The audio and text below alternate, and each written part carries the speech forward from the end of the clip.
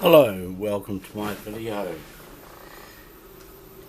Good morning, good afternoon, good evening, depending on what part of the world you're in. This is about plein air painting. Now, I haven't painted for some time, and I recently woke up, got out of bed, felt I'm going to this place called Paikokariki, which is on the west coast, and it's going north of Wellington. It's a great little community there, and Steam Incorporated operate from there. That's a incorporated society that have a whole lot of steam trains that are restored. The town of Paikokariki is on the coast, so there's a lot of coastline. The sea is coming in. There's it's kind of like a real little beach town. It's kind of a cool place, and it has quite a strong community feel about it. And I discovered that was very true when I was down there. So made my way down to Paikokariki. Hadn't painted for a long time, and I knew I've got to make a start. I've got to make a restart. If you haven't done plein air painting, just show up. Just go and do it. I normally paint in oil, but because I'm still unpacking at my new house, I wasn't sure where all my oil paints were, but I managed to find my acrylic paints. I managed to find a small blank canvas. I grabbed those, grabbed some water, which of course you need for acrylic, grabbed the small canvas, and away I went to Paikokariki, took the dog with me.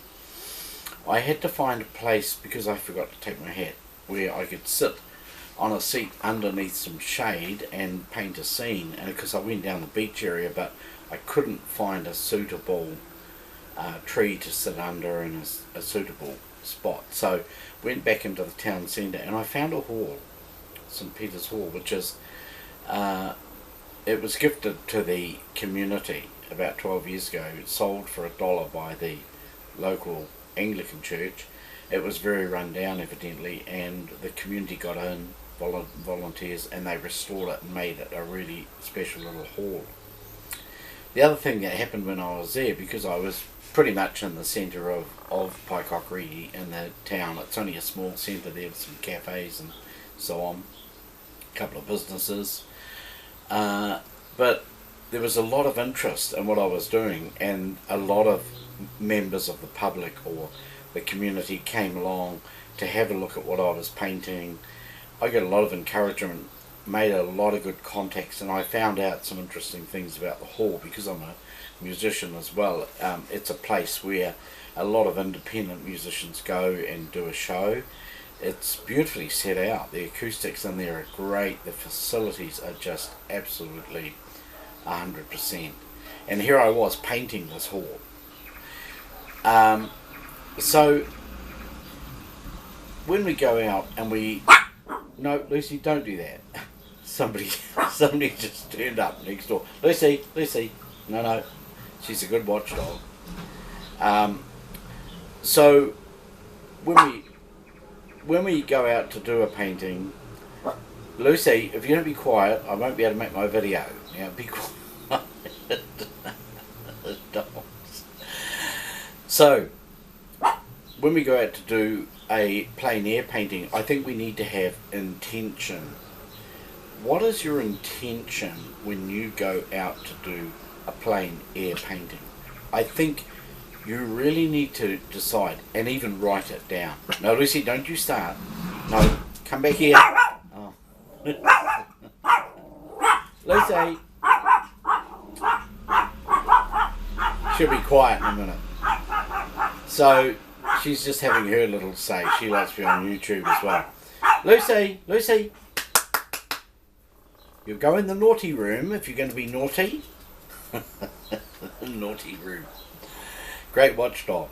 So anyway, what is your intention going back to... Sorry about the interruption there. It's all Lucy's fault. What is your intention? Is your intention to find a good composition. Your intention might be to go out and do a plein air painting that you can work off as a study, which is basically another, especially on the first one, a small plein air painting that you can work off, take it back to your studio and do a bigger one. What is your intention? Is your intention to put down a lot of amazing brushwork? Is your intention to, especially to capture the scene, to capture the emotional, the feeling that you've got while there? There's a lot of intentions, and I think that if you write down on a scrap of paper, put it in your pocket, my intention in going plein air painting is to, if it's a seascape, not a skiscape, a seascape, you might write down, my intention is to catch the drama of the scene, of the sea. My intention is to catch the beauty of the sea. My intention is to be able to paint the waves with the foam. There's different intentions. So I suggest when you go out plein air painting that you decide what it is that you want to try to capture, what it is that you want to try to achieve. Is it perspective? Maybe it's a street scene and you've been studying a bit of perspective. Challenge yourself, make an intention, get back and have a look at it. Now, I'm going to share with you, after all of that being said, and Lucy having her little say, I'm going to share with you what my intention was. My intention in going out and doing this plein air painting was to go out, after not plein air painting for about 2 years, to go out and do and sit down and do a painting in one sitting, finish it and come back, not caring about the result, not caring about what it looks like, not caring whether the perspective or the colour or the values or anything else. I know all about those things. But of course I was doing that. But my intention was just to go and do it. In other words, procrastination. I wanted to break that procrastination where I've been sitting thinking, oh, I'm setting a goal, I'm going to go out and do plein air painting week after week. Oh, I'm setting a goal, and then other things are crowding in. I've got so many other interests, and especially moving house, there's been a lot of demands. And there's been other demands on my time. So, got up, put the stuff in the car, put the dog in the car, take some water. It's been very hot here in New Zealand. Go and do it. And I'm getting excited now, because I hope there's somebody out there who wants to go and do some plein air painting that maybe you've been putting it off. Don't put it off any longer. Schedule it. Make it tomorrow. If the weather's good, we've got to take that into account. On the other side of the world, the US and that, because it's been snowing, the weather, a lot of storms, so it may not be ideal. But here in New Zealand, because we've got fine weather, we've got the very hot weather. So make an intention. You might add in your intention, you might add in that you want to do a painting that is pleasing to you. You want to do another intention, maybe a painting that is vibrant and colourful and happy. Maybe your intention is to, there's all sorts of things, but write down, what is my intention? So that was my intention. When I came back and put the painting on the easel, it's just a small study, not the greatest painting in the world, but I can mightily use this to develop something else. We're going to take a look at it in a minute. But that was my intention, to go out, sit down and do the job. And I had such a great time meeting all of these new and interesting people from Paikakariki. The guy, one of the trustees from the hall who had a key to it, I mentioned I was a musician, he said, come with me. So after he helped me pack my things up and put them in the car, which was kind of him, he took me over to the hall, unlocked the hall, he showed me all around the hall, and told me all about it, because he was a builder and he had done a lot of the original restoration work on it. So I got a bit of the history. What a great day out. Now, for some of you, going out and painting with people around may not be your bag. It is my bag, because I spent many years busking on the streets of New Zealand, not much overseas, but I spent many years busking, and I love busking. And one of the things with busking, you meet people, and often those contacts led to some incredible scenarios that I'll share on some other videos as I make more new videos of some of the things that happened, which were just amazing. It'll blow you away. People can look down at the busker, street musician, but often that playing on the street will lead to something else. I think it's the same principle with doing plein air painting. If there's a lot of people around, it possibly may lead to sales of your artwork.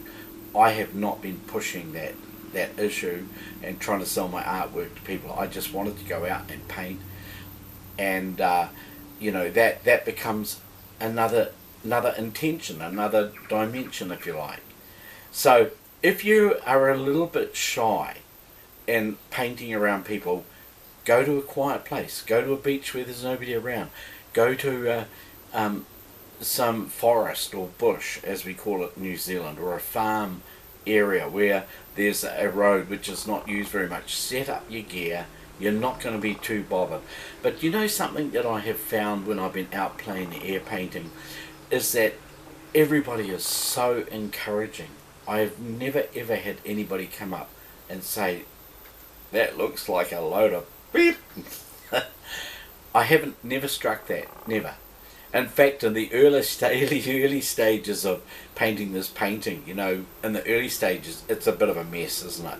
You've got you're just putting the structure in, and you're finding your values and so on. And I had people come along and say, "Oh, that's so good." In actual fact, it was a mess, because you go through a messy part of painting with plein air. And if you've done plein air, you'll know it. Or if you've done art, you'll know what I'm talking about. It's going to show you the end result right now. Here we are. So, this is what I ended up with. It's only a small canvas, a small painting. As you can see, there's the size of my hand. I'm sorry, I don't know the size of the painting, but I'll put it right there. Oh, that's a good view of it. The thing that caught my eye to do this painting was this: between the road and the hall, there's these beautiful gardens, and these flowers are in full bloom, and in the background there was some Pohuta Kava tree with our bright red New Zealand flower, often called the New Zealand Christmas tree.